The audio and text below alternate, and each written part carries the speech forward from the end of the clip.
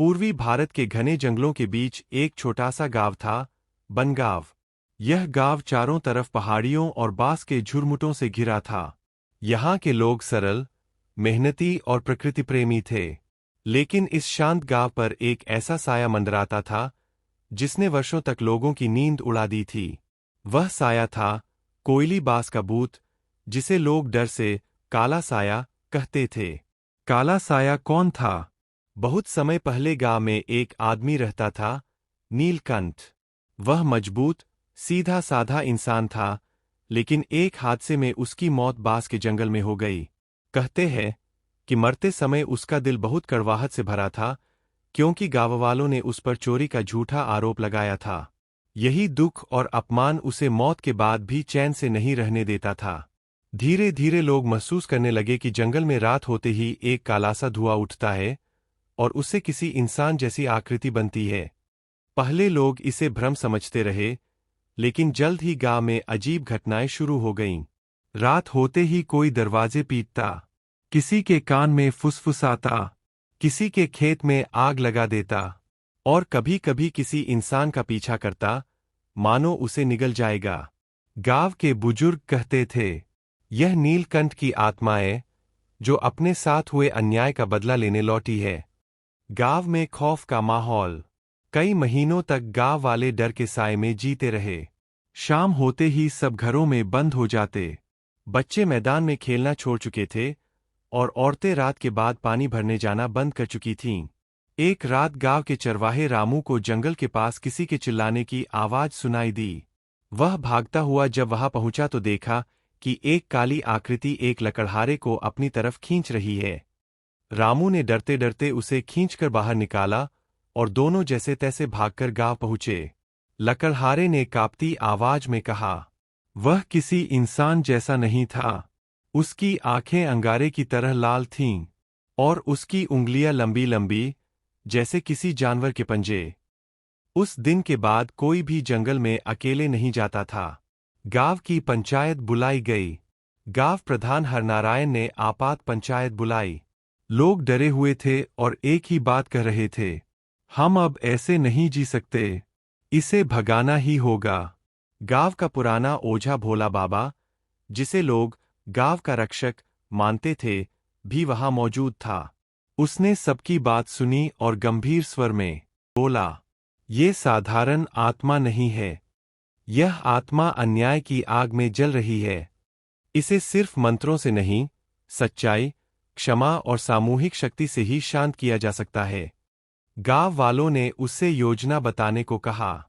भोला बाबा बोला, नीलकंठ की आत्मा को तभी शांति मिलेगी जब हम वह जगह ढूंढ कर प्रायश्चित करें जहां वह मरा था। हमें रात के 12 बजे कोयली बास के बीच में दीप जलाना होगा और पूरा गांव मिलकर क्षमा मंत्र बोलेगा। तभी उसकी पीड़ा खत्म होगी।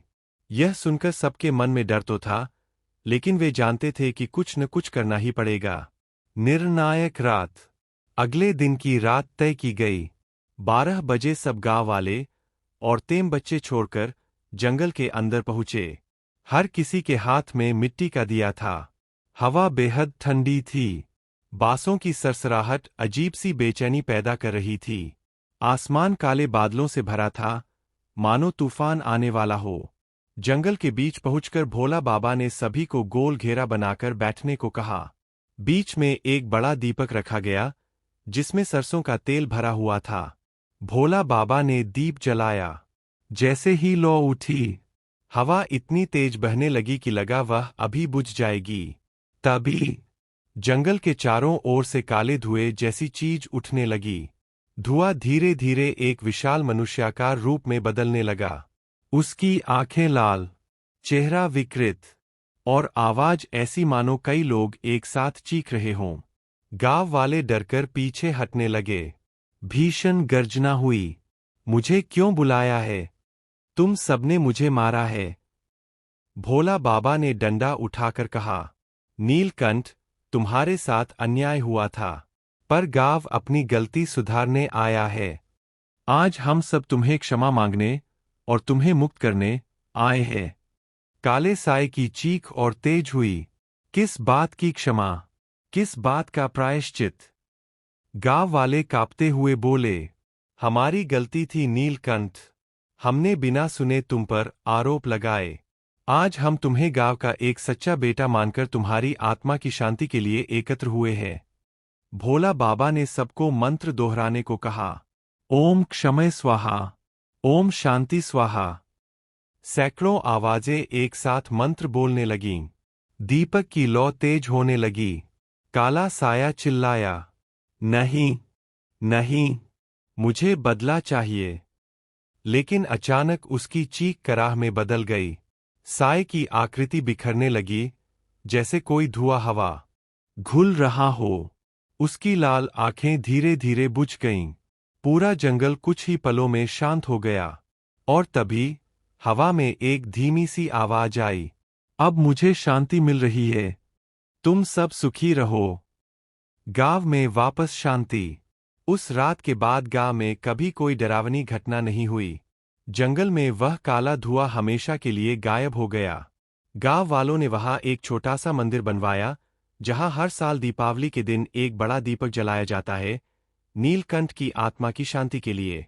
धीरे धीरे गांव फिर से खुशहाल हो गया।